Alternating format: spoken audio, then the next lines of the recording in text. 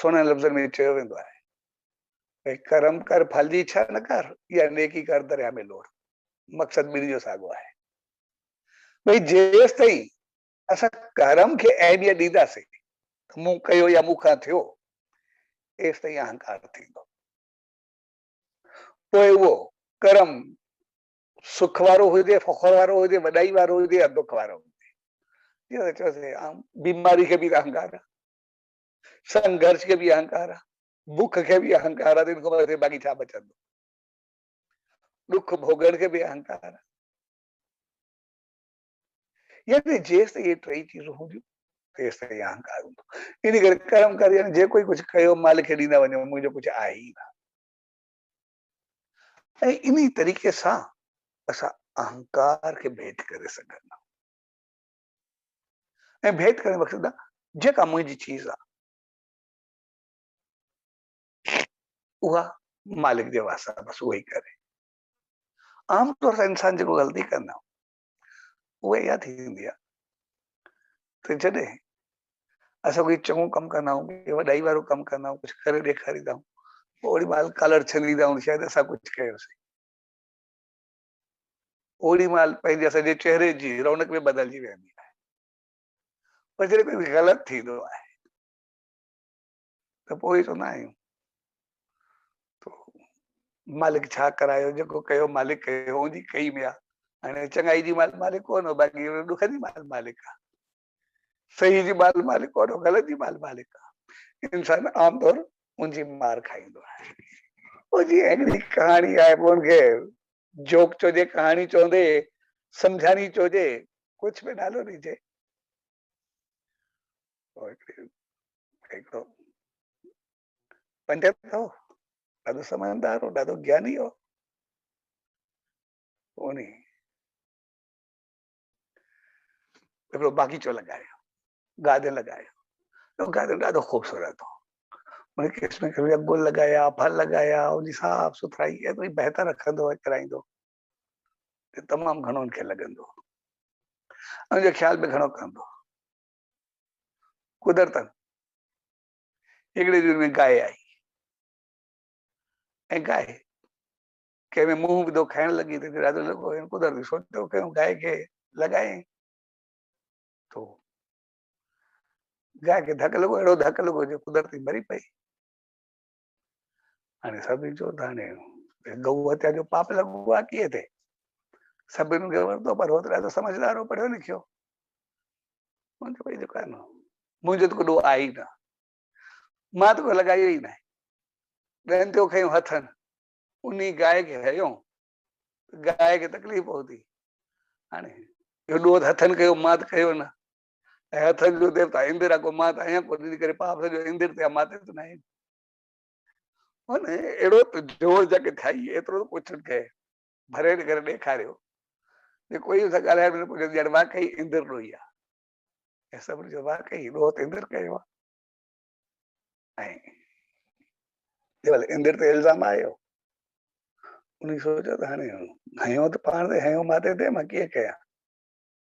हिकिड़े ॾींहुं उहे बि हिकिड़े चङनि माण्हुनि जा वेर धारे बाज़ारि गॾु खणी करे घुमंदो घुमंदो ॿुधो आहे तुंहिंजो बाग़ आहे ॾाढो सुठो आहे एतिरो बहितरीन थियल आहे इन करे मां बि उनखे घुमण थो चाहियां हुन बिल्कुलु माण्हू वग़ैरह ॾिसी करे उनखे बि ॾाढी ख़ुशी थी ऐं वेठी आहे सॼो बाग़ घुमे यको जी तारीफ़ पियो करे बाग़ जी ऐं तारीफ़ कंदे आख़िर मूंखे चई यार एॾो तूं बाग़ ठाहियो कीअं एतिरो तूं छा कयो आहे तुंहिंजी कीअं ई ॻाल्हि थी आहे। बसि इहो त मुंहिंजो दिमाग़ आहे मुंहिंजी सोच आहे ऐं मुंहिंजे बल हथनि में ताक़त आहे जेको मां करे ॾेखारियो सो मां चाहियां न कुझु बि करे सघंदो आहे। जीअं हथ खयईं ऐं इंद्र असुरी रूप में आयो ऐं तलवार कढे गांइ मारण महिल इंद्र ॾोह कयो आहे बाक़ी चङाई जे महिल तूं कयो आहे इंद्र कोन्हे कयो। सो हक़ीक़त में इहा हालत असां सभिनी जी हूंदी आहे। असां चङी चीज़ खे पाण ते खणी ईंदा आहियूं ग़लति चीज़ मालिक ते थोपींदा ऐं हक़ीक़त में ॿई चीज़ूं ग़लति हूंदियूं जंहिं अहंकार जे निवारण जे करे ईअं मां ग़लति कोन थो चवां जेकर चऊं त अहंकार न थे या खत्म कीअं कयूं त पोइ असांखे जेको बि कयूं मालिक जे नाले ते असां कुझु ग़लति थींदो ई न। भई जेको कयां थो उन जे लाइ कयां थो, यानी असां पाण खे ज़ीरो ज़ीरो कंदा तॾहिं अहंकार ख़त्म थींदो आहे। जेसिताईं पाण खे ज़ीरो न कंदासीं एसि ताईं अहंकार न वेंदो आहे। ऐं जेकॾहिं पाण खे ज़ीरो कंदा त पोइ अहंकार वेंदो आहे, पर मालिक जी रहमत एतिरी मिलंदी आहे जो ज़ीरो जेको आहे बदिलजी करे अलाए छा बणिजी वेंदो आहे, सभु कुझु अंदर में अची वेंदो आहे। मुंहिंजो बहितरीन मिसाल आहे बगे साहब जो। बगे साहब जेकंबाद में भक्ति पै गई ऐं भक्ति कंदे उतां जो संत स्वामी कृष्णानंद वो भी वेंदो ऐं भक्ति भगत साहब पंहिंजी मौज में कई पए त स्वामी कृष्णानंद भगत साहब खे चयो, चए साईं तूं सभिनि खे राज़ी कंदो आहे, तंहिंजे करे मां बि कुझु घुरणु चाहियां थो, मूंखे बि कुझु ॾे। मुंहिंजे मूंखे सचे साईं जो हुकुम आहे, मां राज़ी कयां ई सही, तव्हां चओ जेको चओ। चए न मूंसां वाइदो कर त तूं उहा मुंहिंजी पूराई कंदे ज़रूर। वाइदो करणु मुंहिंजे वस आहे न, मुंहिंजे वस कोशिश आहे, उहा मां पूरी कंदुमि त मां तव्हां सां कयां। बाक़ी वाइदो चीज़ जेका चीज़ मुंहिंजे वस में न हुजे मां छा करे सघंदुमि। इन करे वाइदो मां कंहिं चीज़ जो कोन कंदो आहे, बाक़ी कोशिश ज़रूर कंदो आहे पंहिंजे तरफ़ां त मां उहो पूरी ज़रूर कयां। छाकाणि मूंखे सचे साईं जो हुकुम आहे, सभिनि खे राज़ी कजाए, तंहिंजे करे मां कोशिश पंहिंजे तरफ़ां पूरी कयां। हुनजो ज़ोर मूंसां वाइदो कर ऐं भगत साहब चयो मां कोशिश कंदुमि। आख़िर हुन चयो ठीकु आहे, मां चवां त तव्हां कोशिश कयो। तुंहिंजे भगत साहब खे चयो छा आहे, जेका सभ खां प्यारी चीज़ तव्हांखे हुजे उहा मूंखे ॾियो। ऐं भगत साहब होॾे तकियो ऐं तके करे चयो, ॾिसो तव्हांजी घुर पंहिंजी जॻह ते, पर मूंखे जेका चीज़ सभ खां प्यारी आहे उहो आहे मुंहिंजो सचो साईं, मुंहिंजो सतगुरु, मुंहिंजो मालिक। तंहिंजे करे उहा चीज़ मुंहिंजे वास्ते आहे न, जे मां ॾेई सघां। छाकाणि त हो मालिक आहे, मां ग़ुलाम आहियां। तंहिंजे करे उहा चीज़ त मुंहिंजे वास्ते न, उहो या मूंखे कंहिंखे ॾे ॿी ॻाल्हि आहे, मां कंहिंखे थो ॾेई सघां। तंहिंजे मुंहिंजे लाइ त सभु कुझु उहो आहे, ऐं उहो मुंहिंजो मालिक आहे, मूंखे सभ खां वधीक प्यारो बि उहो आहे। मुंहिंजो सभु कुझु आहे, प्यारो छा उहो त मां ॾेई सघां त थो। ऐं ॿिए नंबर ते जेकॾहिं का चीज़ प्यारी आहे उहो मूंखे पंहिंजो जीवन ज़रूर आहे, पंहिंजी ज़िंदगी ज़रूर आहे। भई हिते आया आहियूं त कुझु पाए वठ, पर जेको मुंहिंजो जीवन आहे, मुंहिंजी ज़िंदगी आहे, उहा त मुंहिंजी आहे न, उहा त उन सचे साईं जी आहे। मां पाण पंहिंजो आहियां ई न, इन करे मां पाण ई पंहिंजो न आहे त तोखे छा ॾेई सघंदो आहे, ॿी चीज़ बि मां वटि कोन्हे। ऐं टे नंबर ते मुंहिंजी घरवारी आहे, हा उहा शेवा में मां उनखे चई सघंदो आहियां तव्हांजी शेवा करे। ऐं जीअं भगत साहब इहे लफ़्ज़ चया त स्वामी कृष्ण जेका जवाब ॾिनो, मुंहिंजे भगत जेको तूं चईं थो सही आहे। हक़ीक़त में सभ खां पहिरीं सचे साईं जो त तूं हुनजो, ॿिए नंबर में तूं पाण तूं पंहिंजो आहीं न, ऑलरेडी उन जो आहे, अॻ में ई उन जो आहे। टे नंबर ते तूं पंहिंजी घरवारी चई शेवा में, जेकॾहिं कंहिं संत ते जे दर ते कोई बि प्यार सां ईंदो आहे त पोइ उहो उनजो ॿारु हूंदो आहे, उहो उनजो पुटु हूंदो आहे, उहो उनजी न्याणी हूंदो आहे। ऐं जे शहनशाह सदगुरु हज़रत रामदास साहिब ॼण चवंदा कोई बि आस्थान ते ईंदो आहे, कोई अंदरि अचे या न अचे, कोई मोकल बि छॾींदो आहे पंहिंजी न्याणी, पंहिंजो पुटु, पंहिंजो ॿारु, छाकाणि हुनखे पतो आहे अंदरि हुनजा माउ पीउ वेठा आहिनि। इन जो मक़सदु त उहो उनजो रखवालो हूंदो आहे, उनजी नज़र नियत सभु कुझु पहुतर हूंदी आहे। तंहिंजे करे तूं पंहिंजी घरवारी ॾिनी शेवा में, यानी उहा मुंहिंजे घर आई, मुंहिंजे घर में आस्थान ते, यानी अॼु खां बाद उहा मुंहिंजी न्याणी आहे, मुंहिंजी धीउ आहे। ऐं जेकॾहिं उहा मुंहिंजी न्याणी आहे पोइ सिधी सी ॻाल्हि आहे, तूं मुंहिंजो न्याणो थींदे, ऐं जेकॾहिं तूं मुंहिंजो न्याणो थींदे, तुंहिंजो वास्तु आहे सचे साईं सां, तूं उन्ही जो आहे। इन करे अॼु खां वठी मुंहिंजो सचे साईं सां साइण पीउ जो नातो रहंदो। मां छोकिरी जो पीउ रहंदुमि ऐं हू छोकिरे जो पीउ जे करे मुंहिंजो सेण रहंदो। इन करे अॼु खां उन सां मुंहिंजो वास्तो इन करे रहंदो, इन करे मुंहिंजी सभु त उनजो कोई नातो रखियो, आख़िरी दम ताईं इहो नातो निभाईंदो आहे। जीअं न्याणी सां ॾे वठि हूंदी आहे, सभु कुझु हूंदी आहे, तीअं उहो कंदो आहे। तव्हांजो वक़्तु गुज़रियो ऐं वक़्त सां गॾु कुदरतन उन्ही चोलो मचायो जी डेथ थी वई।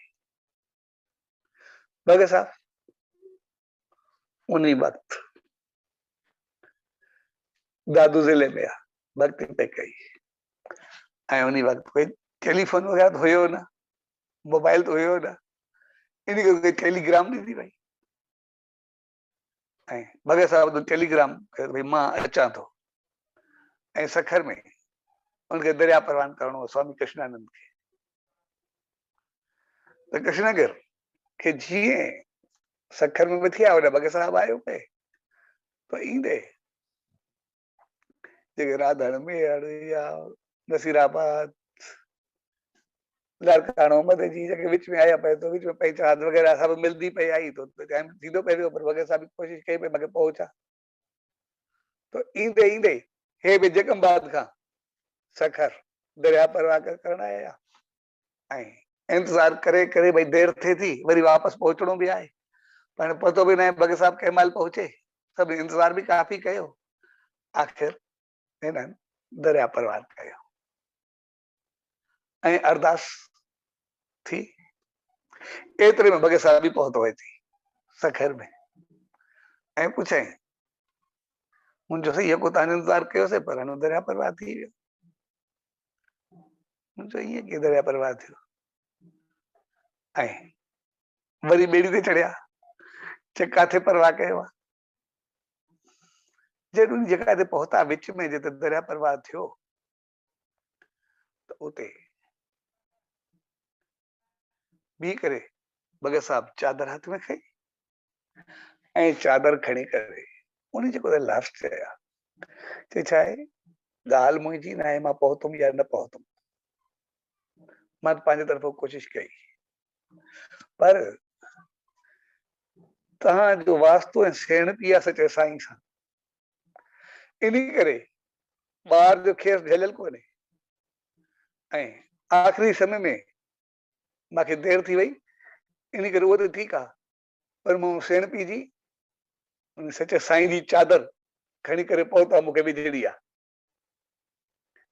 इन करे जॻह तव्हांजी मर्ज़ी। ऐं जीअं भगत साहब चयो, दरबार में थोड़ी हलचल शुरू थी वई, ऐं जेका उन्हनि डेथ ॿाधी